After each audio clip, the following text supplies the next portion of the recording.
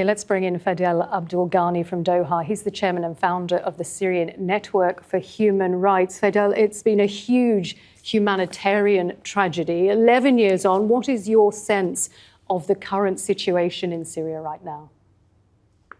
It's true, the Syrian paid a huge human cost. Today, Syrian Network for Human Rights issued a report. We talked about the huge human loss, and that's what we were able to document via 11 years from daily monitoring work. We documented the killing of nearly 230,000 civilians. I'm talking about just civilians that violated, and that extrajudicial killing, including nearly 30,000 children, 16,000 women, nearly 15 killed under torture, and at least still 1,52,000 still either detention or forcibly disappeared, 14 million displaced, huge economic loss, and 85% of Syrians below the poverty line.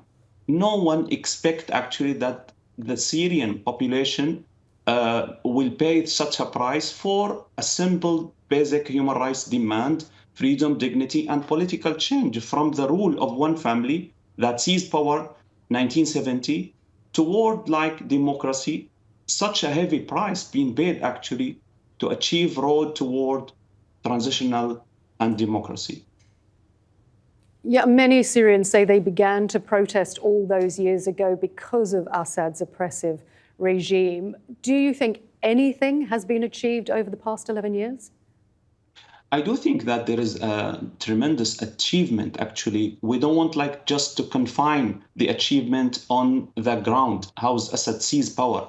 Let's see how is Assad being isolated. No respect politician like connect with Assad. Assad being isolated at Human Rights Council, Assad being condemned in committed crimes against humanity, Assad being accused in many of UN report, Commission of Inquiry, also OPCW committed in accused and committed war crimes, tremendous war crimes and crimes against humanity against his own population. So Assad actually been totally isolated.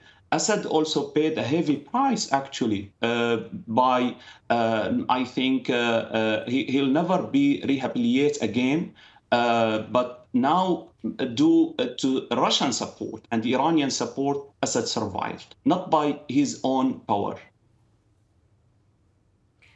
And with many Syrians still seeking justice for war atrocities committed during the past 11 years, many of those that you were chronicling just a moment ago, do you think they will ever see justice served? I think that seeking for justice is still need to be pushed ahead.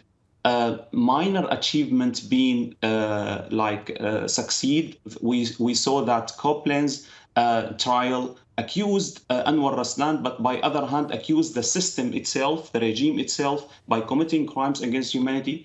Also, Frankfurt court accused this Dr. Ala Musa, which is like he was working for Assad in the military hospital in crimes against humanity, and that crimes against humanity definition means it cannot be like implemented by individual. It's a state policy. So type of justice being achieved, and I think the path is very long, but that doesn't make us surrender. We still need to focus on it. Of course, there is a political willing. We saw what the West is doing in Ukraine, for example, imposing tremendous sanction against Russia for their illegal intervention in Ukraine.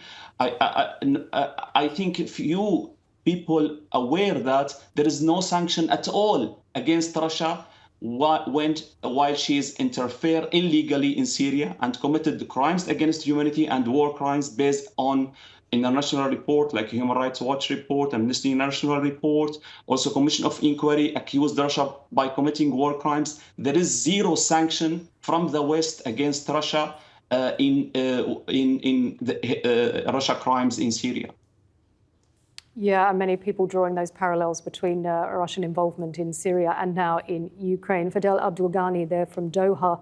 the chairman and founder of the Syrian Network for Human Rights. Thank you.